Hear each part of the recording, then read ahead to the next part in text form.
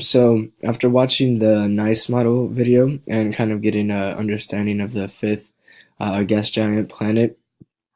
um, I I think one of the main characteristics of that model that would help um, bring life to Earth was uh, two things. Firstly, was its um,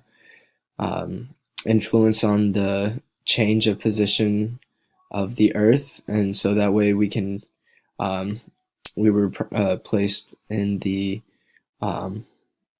exact position to where we're not too far away from the sun and we're not too close to the sun. And then also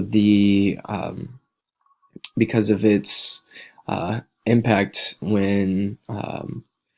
going through the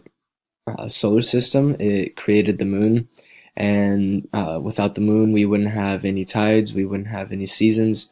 and life may not even exist on Earth if it weren't for this fifth gas giant.